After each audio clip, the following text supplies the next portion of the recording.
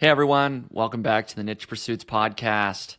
This is Spencer Hawes here. We're going to do another episode of This Week in Niche Pursuits News. And of course, I've got Jared Bauman with me. Jared, how you doing? Good, Spencer. Good to be here with you. Good to have you back on. I think you missed last week, so good to do news with you this week. Yeah, I did indeed miss last week, and it was another good reason. I was actually out on a business retreat and in Costa Rica, and so not a rough place to be at all. So I do apologize for not being able to record that, but I was busy on the beach by the pool, discussing business. So it was very Yeah, important. you were flooding our group chat with pictures of very nice resort-looking pools and toucans. It looked looked like you were really working hard. That's right. Trying to let people live vicariously, through what I'm doing here. But despite me being gone, the news did not stop. The news continued on with, SEO, digital marketing, everything.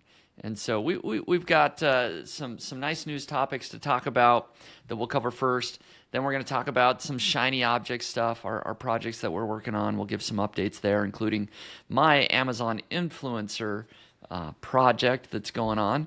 I'll dive into some numbers here today. And then also, to wrap it up, we will cover two different weird niche sites, which is always my favorite segment of the show, just seeing what weird or interesting things people are creating out there. There's a lot of cool stuff people are doing to make money online, and so we dive deep and pull out those interesting niche sites for you. So should we do it?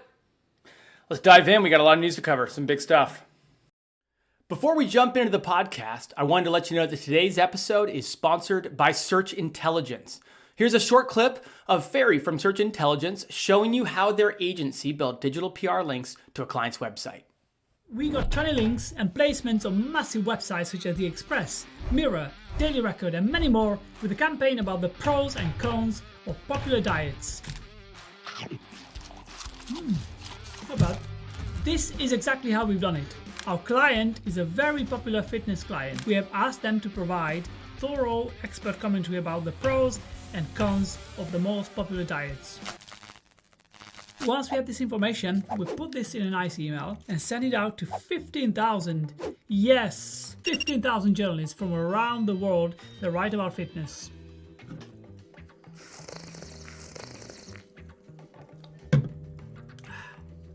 So good. And unhealthy.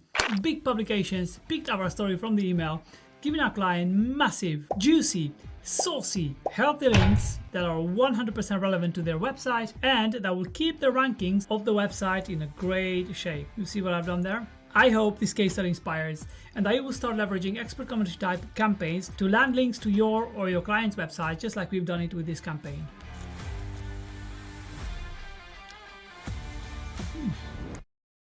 If you want similar link building PR campaigns for your website, head to search-intelligence.co.uk and get in touch with them now. So up first here is Semrush did a huge report on the state of search for the year of 2022. And so they produced this very well, designed and in-depth article report that covers everything that happened with search in the year of 2022. And so I think there's a lot of just interesting data points that we can tease out as we look at this. I'm going to share my screen here just so that we can sort of see the report and all the data that they shared. And Jared, I know you read this as well. And so as I scroll through here, feel free to hop in and kind of share any thoughts that you had as well. But kind of first up here was search traffic by market. It kind of shows which industries increased in search share, which industries decreased. For example, electronics were up 16%, media up 12%, restaurants and food and delivery up 8%. Some of the big losers, fashion and apparel, the search traffic was down overall for the year by 14%, and service and technology was down by 6%. I don't know if there's a whole lot we can jump into that. I guess it's interesting that electronics are up so much and fashion apparel is down. But I don't know if that's necessarily a trend per se, right? I mean, I suppose I could conjecture on some of this stuff, but I mean, nobody cares what I conjecture about some of this stuff. I think what is interesting maybe is if you are a website or brand owner in that space, right? Like electronics, search traffic going up by, what was it, 16%? Well, Right. that, bodes well for search in your neighborhood. If you're in fashion apparel and search is down 14%, something to keep in mind. But outside of Yeah. that, yeah, I'm not sure it's incredibly telling. Right, exactly. I think you would want to look at Google Trends over a multi-year trend of your particular industry, right? If you're in the electronics industry, that's a very broad thing. Maybe your particular item or particular niche is actually trending way up or way down, right? Depending on what it is. So, And they talk about it a lot they talk about it a lot in here, but obviously, 2020, 2021, even some of 2022, like really can have some wide swinging numbers depending on how much or little your niche was affected by the pandemic. So there's also that to throw in there. right, exactly. And then this chart, the SERP volatility monthly trend, um, I don't fully understand it exactly just because it's kind of an interesting chart here. But overall, there were actually more Google updates during 2021 than there was in 2022. I know that's hard to believe, but we'll get to the chart where it shows the number, the quantity, but it shows that there was quite a bit of volatility in 2022. I believe that's what this is showing, like 6 out of the 12 months. There was some pretty high volatility in the SERPs, even though maybe the number of updates wasn't as great. I mean, that chart right there just sums up how my heart felt throughout the year. I think it's interesting, though, because when I think back on 2022, certainly I think about a lot of updates. That Yeah. May update, the May 2022 update was really big. That one does trigger as a big one on this chart, right? But when I really think about 2022, I think about the onslaught of updates in the second half of the year, right? Like Yes. the helpful content update, straight into like a core update, straight into like a spam update, straight into like a product review update. Yeah. And that was like August, September, October. But if you look at this graph, and again, it's not measuring the number of updates. You said we'll talk about that in a second. It's measuring the volatility from different updates. And it would look as though they weren't very volatile in those months of the year. It looks very flat for that time. So I thought that was really interesting. Yeah, that's what it shows, and that's why I sort of qualified. Like, I'm not sure I fully understand this chart because in some ways, this feels like it contradicts some of the charts we're going to look at here in just a second, as well with additional volatility and things like that. We won't go over every single one of these, but some of these are interesting, like number of keywords by search intent. So the actual quantity of keywords. For example, there's 109 million informational keywords that were searched for in 2022, and that accounted for 56% of overall traffic, which is down from 60% in 2021. So slightly less informational queries happening, slightly more commercial intent queries happening, transactional, up a couple percent, and navigational down a couple of percent. So it's just the sheer amount of data that Semrush is providing.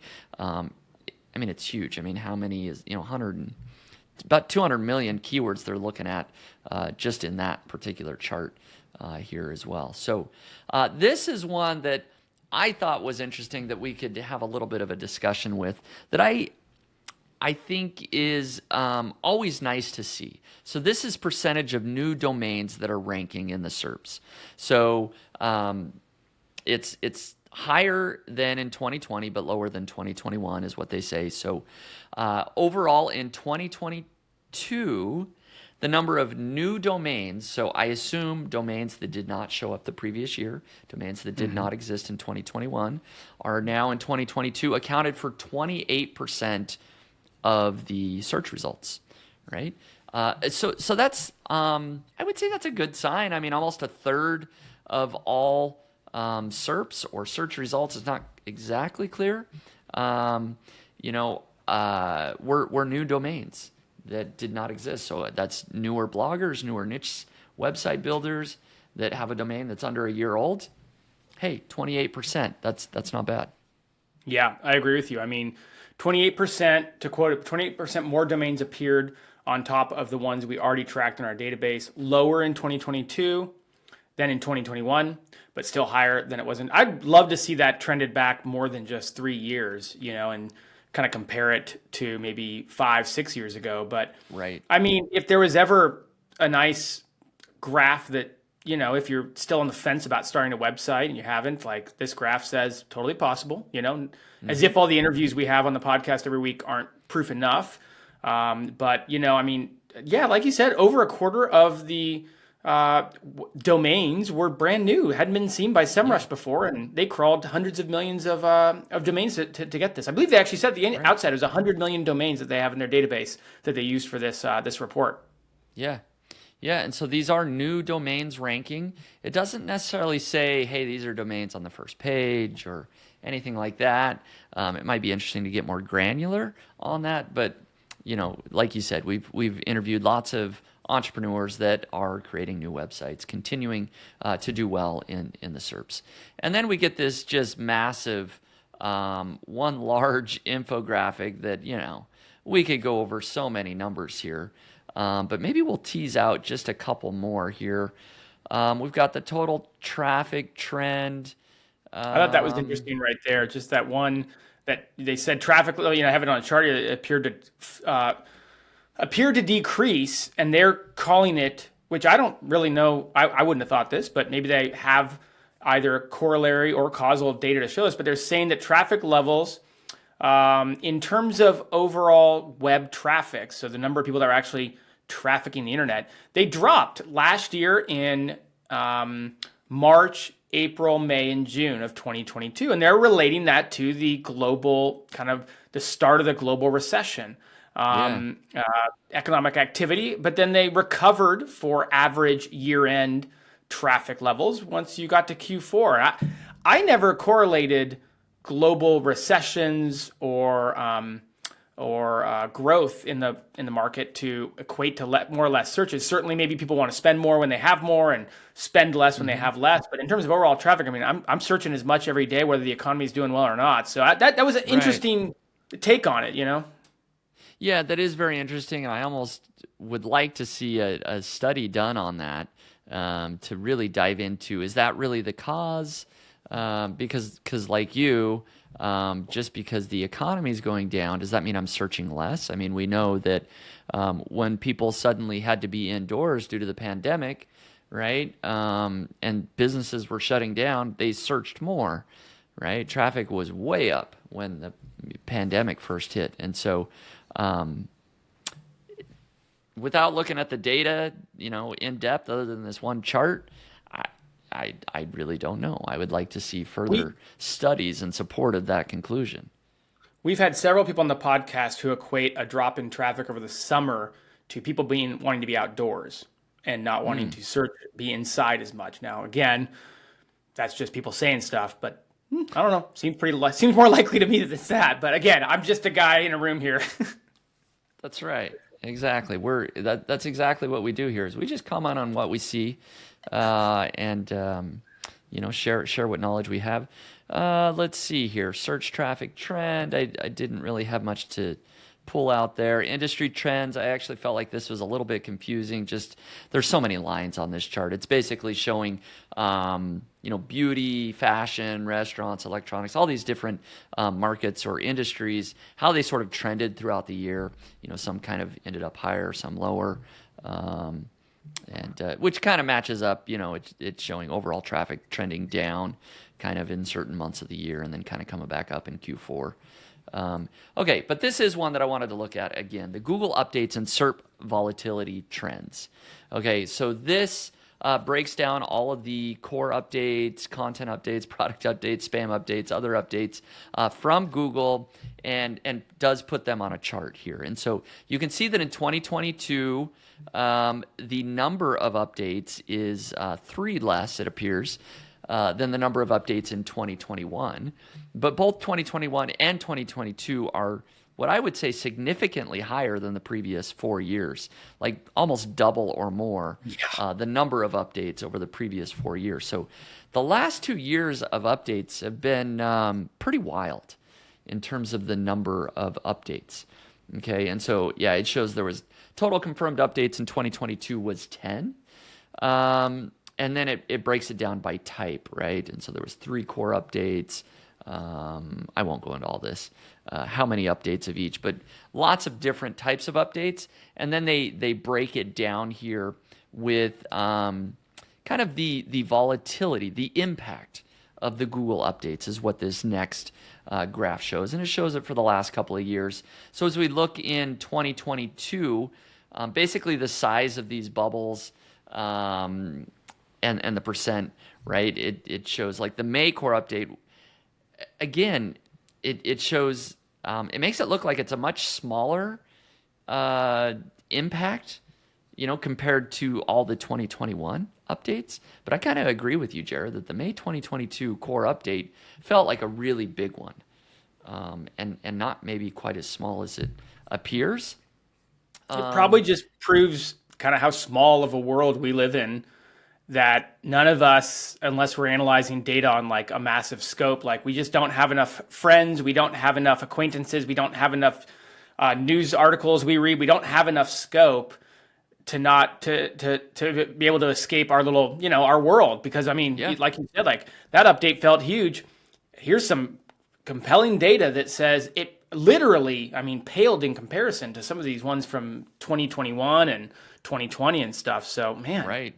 And I guess that's a really good point, because in our industry, and certainly, everybody listening to the podcast here and the people we follow on Twitter, a lot of us are creating very similar types of sites, right? Yeah. We're creating content, affiliate sites, right? We're kind of doing the blogging thing, but that accounts for a very small portion of sites overall when you include, e-commerce and, SaaS. navigational, SaaS, right? There's weird hundreds niches, of different types of sites that you could be creating that we cover in weird niche sites sometimes.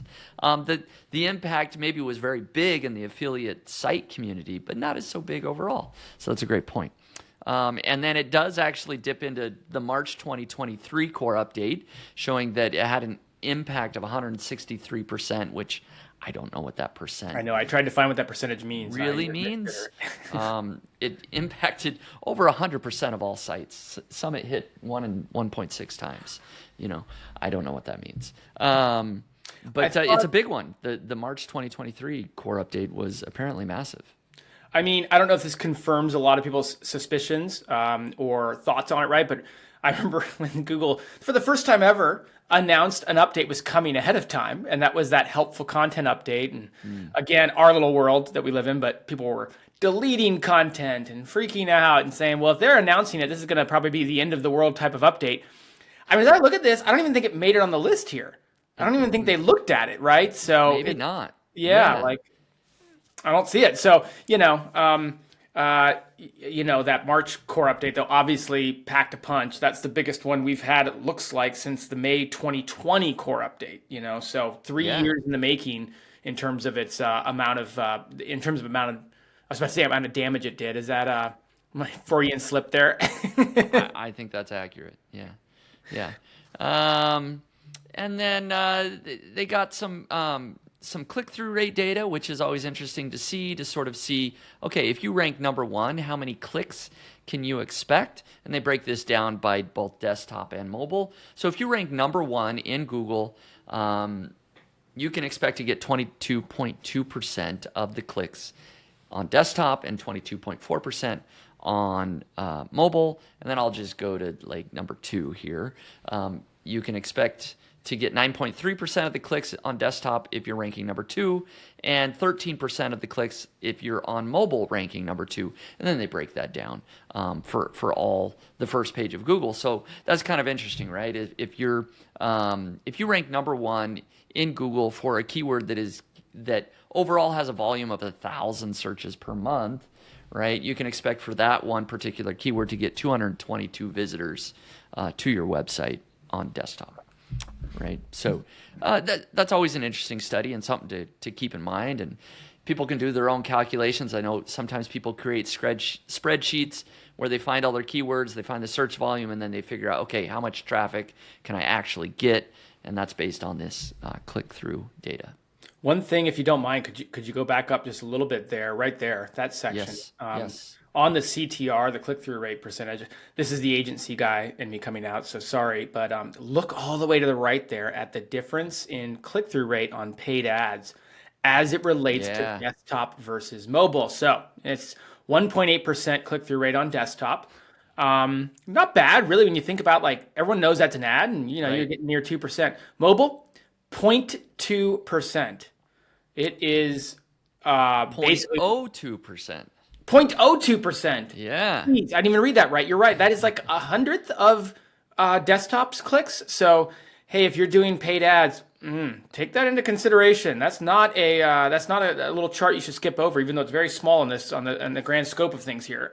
That is a good point. So if you can rank organically, that's the way to do it. You're going to get 43.1%. This is why my agency is in business. I just need to point to that ad, right, that little thing right there, and say, good luck. You're going to struggle out there. Get a few clicks, but absolutely, right? That's why we talk so much about SEO organic traffic, just because it commands so much volume overall. So I don't know if there was anything else here you wanted to point out or anything that I missed there, but a fascinating study here by Semrush. No, if you're a data person, it's like you said at the outset, like they do a really good job overall of visually conveying data in mass, and they sliced and diced it really nicely. And there's a lot of cool stuff we didn't go into, but you can learn a lot in this section, the bottom section. This is what I wanted to highlight. Sorry, I kind of jumped right in, but you can learn a lot about like how people use the internet and maybe break some of your conventional wisdom patterns you've set up. Like I go through a lot of things I learned as I was reading this over lunch today. And, I mentioned the paid ad ones. You know that more people are going to click on it on a paid ad from desktop because it visually makes sense, but you don't know it's that shockingly disparate. Image carousels, same thing. 63% versus 6%. And so there's just some interesting numbers there. But in general, I think I would recommend, reading this over a cup of coffee or while you're eating lunch, just so you can kind of learn how people, browse the internet in 2022 nowadays. It might change a little bit of the way you might approach something going forward. Yeah, that's a great idea, right? Because, they've got it broken down into like a dozen different, sort of features, right? You've got the related SERPs, the review, the people also ask, image carousel, videos, images, FAQs, knowledge panel, featured snippets, right? All these things, right? Like maybe you decide, I want to try and get more featured snippets, and how am I going to do that? Because that accounts for 9% on mobile, right? And so it's like my site does well on mobile. Let's do that. So yeah, I agree. Look at the data, see how it might apply to your particular site and how you might be able to improve. There's a lot of great data here. So.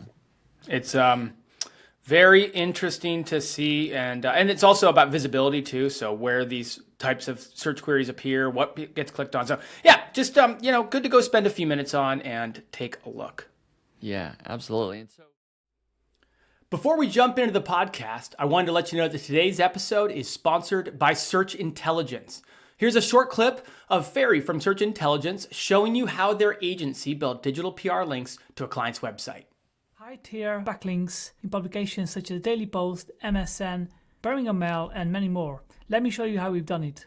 The campaign was pretty simple. We looked at the number of Instagram followers for each contestant in the Dancing on Ice show that aired in January. We sorted the contestants by the most popular ones. Now we've had the most influential Dancing on Ice contestant. Then we've also used an Instagram earnings calculator to calculate how much every contestant could make from one post on Instagram based on the number of their followers and engagement rate. Then we put these findings in a nice press release and an email, and we found the relevant journalists with a tool called Roxhill, where we looked at journalists who covered the show in the past 30 days and sent the findings and the press release to these journalists. And then the links started landing like this and this and this and many more. I hope this inspires and shows you that you can build links with simple and basic campaigns.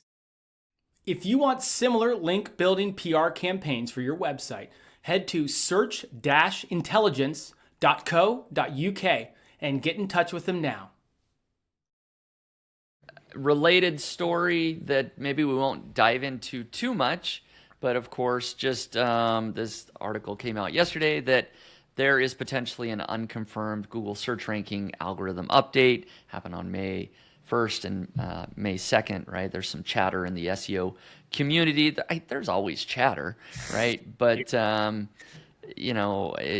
hard to know, hey, is there an unannounced update happening or not? I don't know. Just because I didn't want to sound like a fool, I did take a look at, some of my websites, some client websites before getting on. I don't monitor this stuff every day. I wouldn't start work, until 2 hours in my day if I did. But right. I did, poke around. I didn't see much. You can also go look at speaking of Semrush. We're kind of a Semrush heavy episode today, but they have a great sensor. They used to call it Moz had like a weather. They called it the weather forecast. Mm-hmm. I tend to go to the Semrush sensor, which will show, they kind of look at all of Semrush's data to kind of figure out when these movements are happening. And it's funny because it was actually very low on Monday, the 1st of May, and then did pick up, but it didn't really pick up in that area until Wednesday and then now Thursday as well. So, certainly there's some people that saw some movement, but it doesn't look like it's in bulk. Right. Yeah. So we'll keep our eye on that one. So maybe that's it for the industry news in particular. We can move on to our shiny object shenanigans here. And I'm always working on a couple different things, but one that I wanted to highlight once again is my Amazon influencer sort of project here. I joined the Amazon Influencer Program, and I am creating videos that go directly on Amazon.com, get listed on the product pages, and it's been kind of fun. I've started to get some traction on some of those videos, and I wanted to share some of the numbers behind this business. So for people watching, I'm going to just look over at my some of the numbers that I have here. But basically, at this point, I have created about 50 videos that I'm going to be basing these numbers on. There's 50 videos up there. I've earned $215 roughly in commission, so not a lot, but these are mostly new videos that just got published in the last couple of weeks. But based on those numbers, I figured out, okay, how much am I earning per day per video? And that works out to be 28 cents per day per video. Okay. So if I take that average, and it cost me so far per video of $38.10. So my cost, and I'm being very open here, is I've hired other people on Upwork to create the videos for me. I think maybe I mentioned that here on the podcast a couple weeks ago.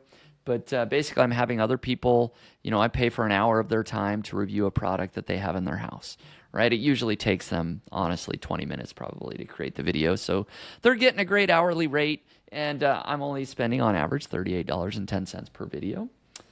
And I said, well, if I decide to invest $15,000 into this business, let's just say that's what I'm willing to commit to see what happens. Here's some of the numbers.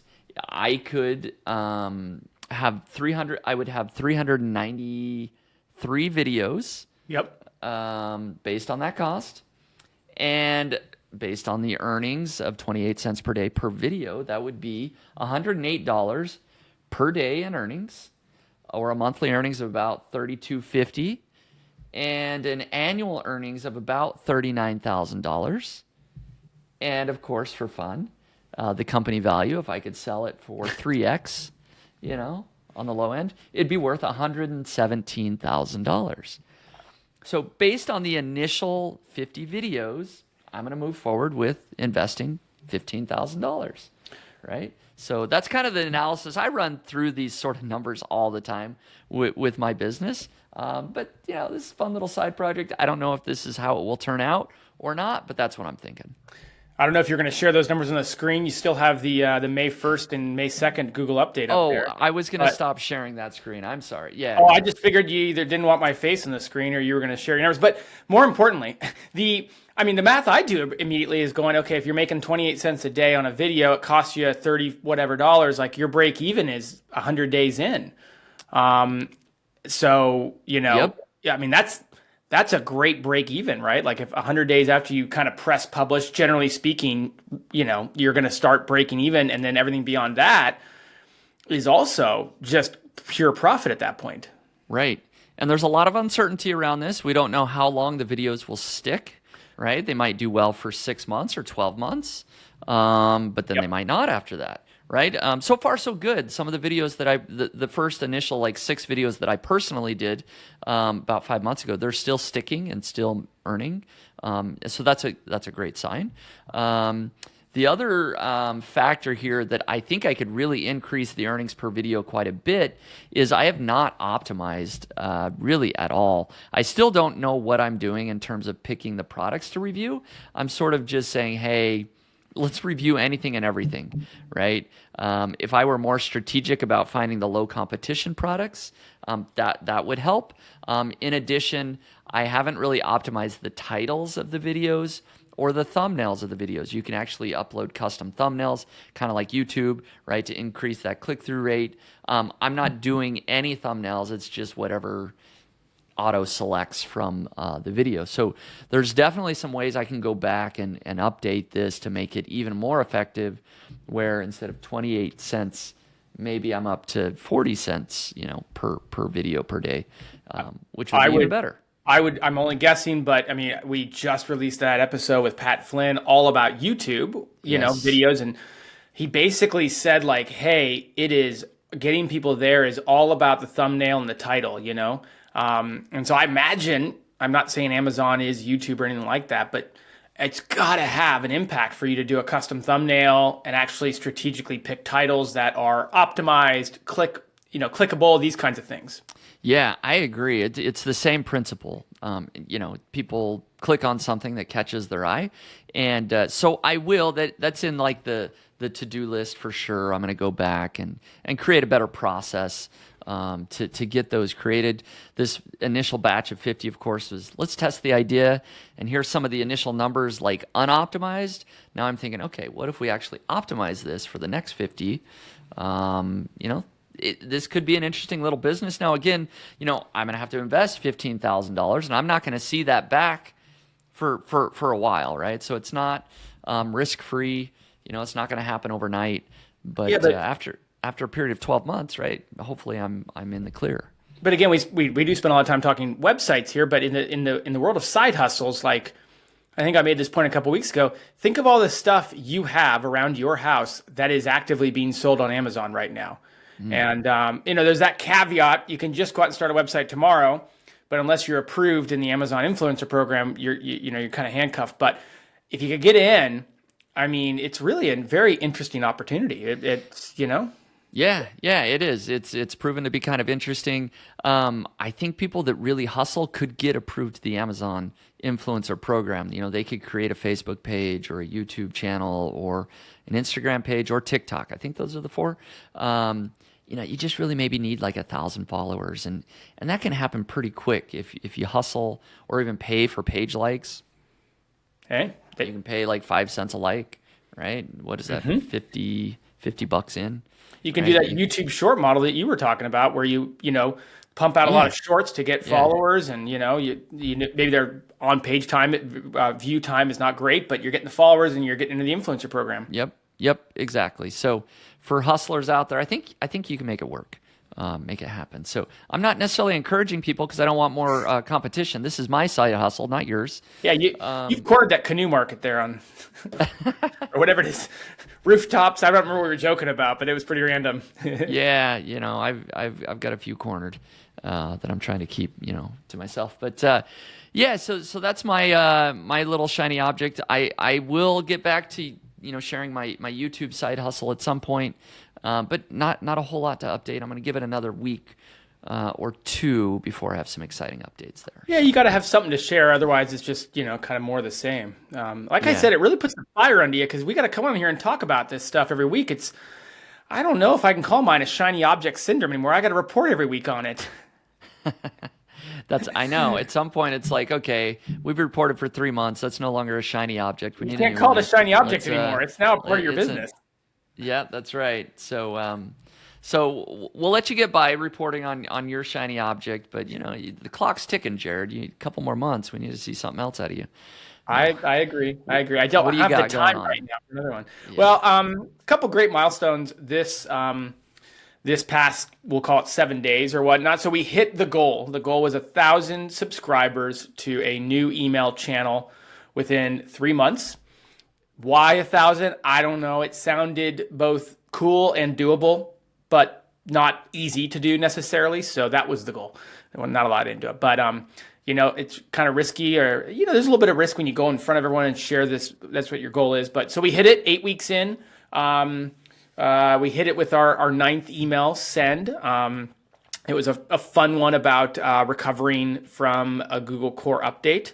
And just all the stuff we did and didn't do and stuff. But yeah, 1,000 followers in now. So time to make some new goals. I haven't figured that out yet because we just hit it at the tail end of yesterday and haven't had time to think about it. But yeah, time to make some new goals. We did it in 8 weeks instead of 12, and onward and upward. That's fantastic. Congrats. 1,000 email subscribers is not easy. I think that's a great number to have as your initial goal. Next one, what, 10,000? Go big number. 10x. But, 10x. Yeah, absolutely. Congrats on hitting that. I think that just shows, consistent effort on Twitter. I know you're very active there, and with your blog on Weekend Growth, putting out some good case studies. You can build, start to build a nice core of a business there. So yeah. Anything else related to that going on? So we also, I was a guest on this podcast this week. What was the name of that podcast? That's right, the Niche Pursuits podcast. Yeah, that's a good one. That's a good podcast. I remember that. Yeah, you were there actually. So that got released this week, and we at the agency I run, we have created we've created a spreadsheet we use when we are gathering a bunch of data.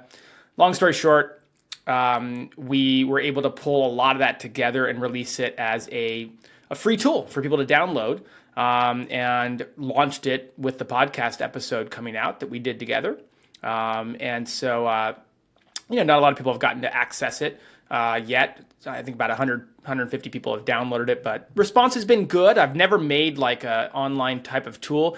It's hard to call it a tool. It's really just a Google spreadsheet with a bunch of formulas that you go and make a copy of, and then add in your data, but you bring in your data from Google Analytics, you bring in some data from Ahrefs, and hopefully in the future Semrush and these kinds of things, and it puts it all in one tab for you. But that was fun to make, and poking holes in it and trying to make sure that everything's good enough to launch. It reminds me of probably all the beta testing you must have had to do with your plugins and all that before you can even ship it, and then all the things that come back is like, this isn't working, and troubleshooting that. So just learning about that. I've never launched one of those things before, and so far so good. But hopefully that'll be a good tool for people if when they grab it, they can make better sense of their data. Yeah. No, that's great. I was just taking a look at the YouTube stats for the interview that we did. It was just released yesterday, just over 24 hours ago, and it's now got 1,700 views on YouTube for the episode. And so you've got, like you said, 100, 150 people, almost 10% of the people that at least watched on YouTube. That's pretty good. Of course, there's other sources, the blog and the podcast itself, that are coming in and opting in for that. So it's a lot of work to create a tool spreadsheet that people can use. And that's great. That is one of those things that anybody trying to build an email list, a free tool or something that people can use beyond just like a PDF download, can work really, really well. It's something I need to do more of. I've been telling my clients to do it for years. We've even sometimes participated in helping them build like a a calculator, and then, to get your results, put in your email address and or a tool that you can access and stuff. And again, I gotta take my own medicine sometimes. So finally did it, but it's a lot of work, or not. It just was a lot of work for me, for everyone. Yep. All right. So let's move on to our final segment of the show here. Weird niches. Let's reveal our weird niche sites. I'll go ahead and go first. I feel like this one isn't maybe as weird. I mean, after you talk about Costco hot dogs and, gosh, send cat facts and, all these, marathon investigations. Airports. This one's maybe, sleeping in airports. Maybe this one's a little more normal, but still a little bit off the beaten path. So this particular site, let me share my screen here. I feel like we need like some sort of drum roll or something, that I don't know. Your editor Reveals the site. Your editor could probably add something in, like a little announcement horn, like they did back in the medieval days. Yeah, we'll see if my editor's paying attention, see if they take the initiative and add something there. So this one is bettersheets.co. And this is just very fascinating to me that this is actually a product. You can buy it. It's a one-time purchase of $149, which is basically it's a course. Yeah, a 3-hour course.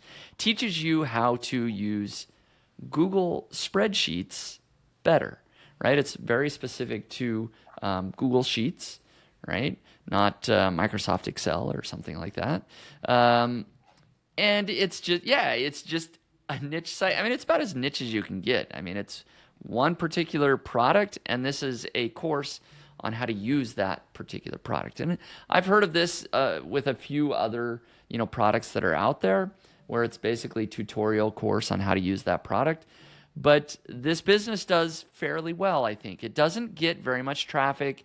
It's not, I looked in Ahrefs and it gets it's 150 visitors a month or something, from search traffic. Like it's pretty minimal. But I know that the founder here, which I'll share this tab instead, is this Google Sheets wizard, Campy, is very active on Twitter. And I have to think that's where he's gotten a lot of his traction, is on Twitter, social media, and kind of word of mouth has spread now that he's the Google Sheets wizard guy. If you have any questions, you can go to bettersheets.co and get the course. And I couldn't find it ahead of time, but I know somewhere I did read on Twitter that this website, this business was making just over $100,000 a year. So It is a 6-figure a year business. Now, I could be wrong on that, but I'm pretty sure that I saw those numbers. I couldn't find the tweet that said that. So if I'm wrong, somebody can call me out in the comments and let me know. But yeah, just kind of a fascinating, very niche, little bit off the beaten path site here. Well, a couple of things on it. First off, when I saw it in the agenda, preparing for today, I thought we were talking about bed sheets. I'll be honest with you. That would have been more on the weird niche site path. Yeah. You've got this sleeping in airports theme. I thought, we're going to be talking about bed sheets today. This was much more up my alley, to be honest with you. I mean, really well branded, really clean and simple. And again, I love that you kind of highlighted it. Just taking something that the guy's good at and making something out of it. I don't know his journey to get it here. I don't, know the iterations he went through. I don't know if he launched it and it was a huge success or if it was slow and steady. But you're right. I mean, it's a really interesting model. He also, I was going to point out, has a monthly option. I would be so curious to hear. I'm a pricing nerd, and it would be so curious to hear if people go more for the one-time purchase, right, that you talked about, or maybe if they opt for this more monthly. I mean, we know recurring revenue is almost like SaaS-like and really, really great once you can get people to have that recurring revenue. So $19 a month, it looks like, gets you access to 331 tutorials, every course, every app script, etc. I mean, that's compelling. Looks like you can cancel anytime. $19 and you can get access to everything. Right. Pretty amazing. Yeah, might get a lot of people to join. It's like, hey, I'll use it 1 month, and then before they know it, they've stuck around for 10 months, right? Yeah.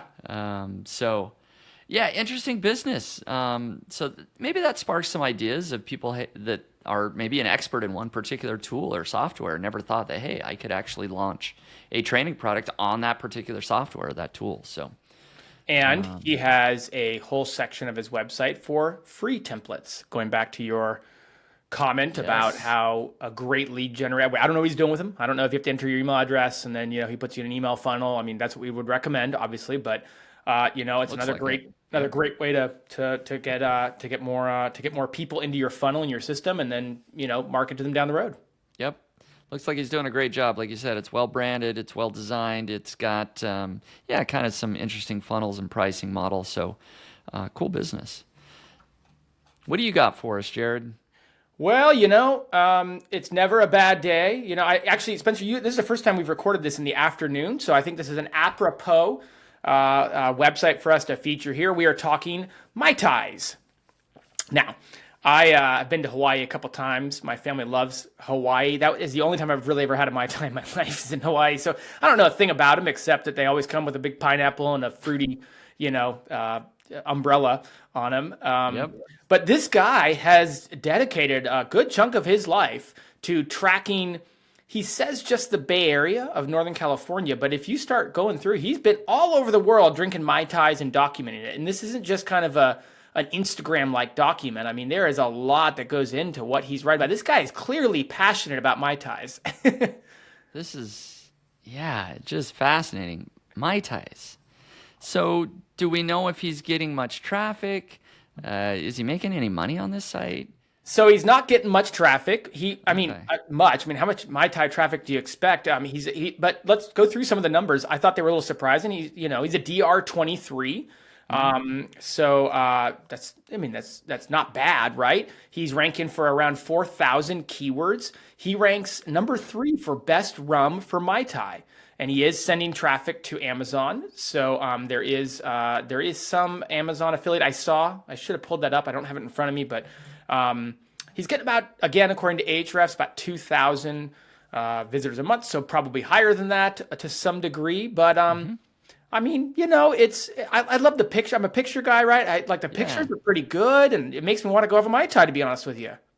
Yeah, this feels like a passion project, for sure. I mean, this guy, it's him in the pictures. He's taking all of his pictures, and he drinks a lot of Mai Tais, I guess.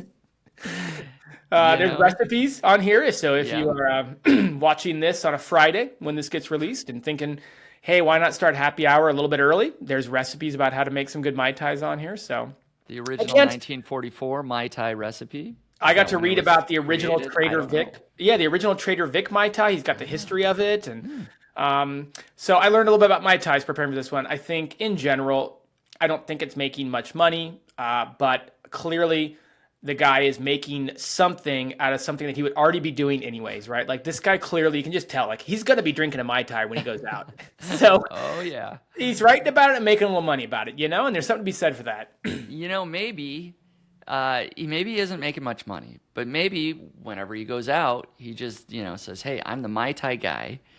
Give me a free Mai Tai and I'll review it and take a picture of it. So maybe he's getting brand deals, right? He's getting free Mai Tais wherever he goes. He does have social presence. I was on his Instagram page, and he was posting on Instagram just a few days ago. So yeah, Instagram here, and there you go. Yeah, he's got like almost 4,000 followers. How many? Almost 4,000. Okay, 4,000 Mai Tai lovers around the world. Yeah, it's now. So I was going to ask you, Spencer, because we like to do this, and we won't ramble on about it, but going to Hawaii on vacation, and I'm going to use Hawaii as an example, but just any tropical area. Number one, everyone loves to talk about going to a tropical destination for vacation.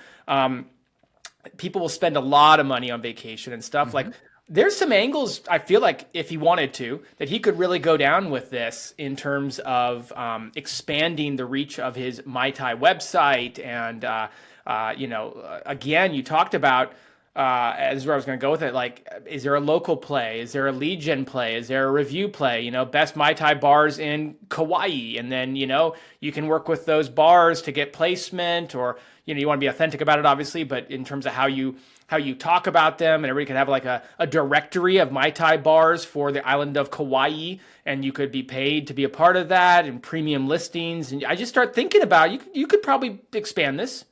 Yeah, I think he could expand it, right? It would probably have to get a little broader for sure in terms of, travel in Hawaii or places where Mai Tais are quite popular.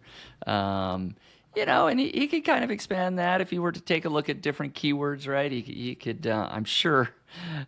This is just, I'm looking at pictures, right? It's like, was he at a conference presenting about the de-evolution of the Hawaiian Mai Tai? Kind of looks like it. What, does he have a YouTube channel as well? Look at that. Yeah, it sure looks that way.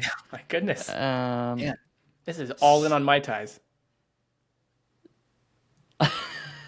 Okay, sorry. I just clicked on his YouTube video and I was kind of looking at that. So, yeah, it's a little bit weird of a niche website.